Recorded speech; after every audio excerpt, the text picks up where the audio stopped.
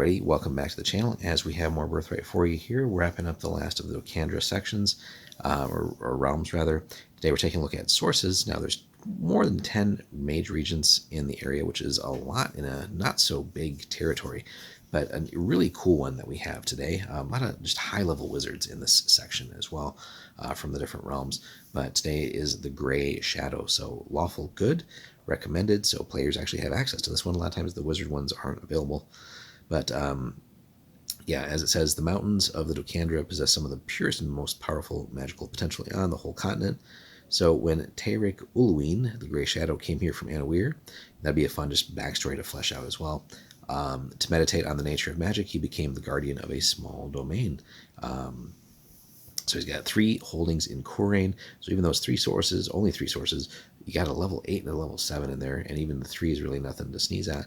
But yeah, so 18 total holding levels essentially there. That's a lot.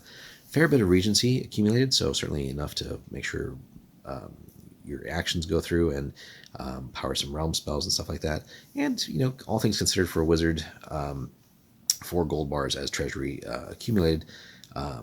So no active income, but his ally, the Emira of Khura'in, basically provides resources as far as money goes. So another high-level wizard, as we said, level 11. Bloodlines pretty solid at 19, lawful good. Settled in the region about 20 years ago. This kind-hearted but solitary wanderer of about 60 keeps to himself and avoids contact with most other people.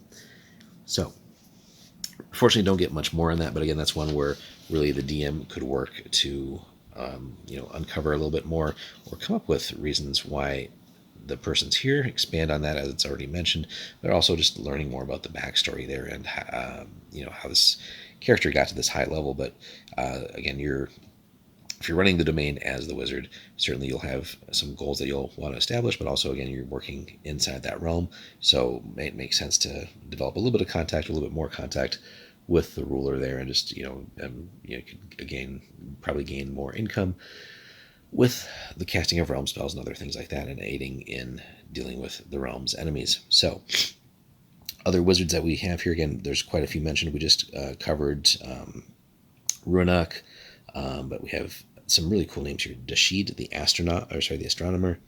The Emir of Khura'in, of course, has plenty there. The Grand Sultan of Jafra, and the Royal Mages of Mendusai, and then the Sorcerer of Mor El Salad. So just a huge amount of holdings there. And if you think about it, right, the Royal Mages of Mendusai altogether have 54 levels of source holdings. So magical potential is just off the charts in this rather small and concentrated area. So fun stuff to have here. A lot of just neat enigmatic wizard names, aside from just like their actual direct name. So, like we had the Gray Shadow, the Swan Mage in an earlier section, right? There's a lot of cool stuff here. So let us know, guys, if you've used this in your campaigns or run this realm. Hit us up in the comments, like and subscribe if you want to support the channel as well. Hit us up on Patreon, where we get videos like this early, and other exclusive content for D&D and other games too. So that all just goes right back into supporting the channel. Thanks so much for watching, guys, and we'll start the next section soon.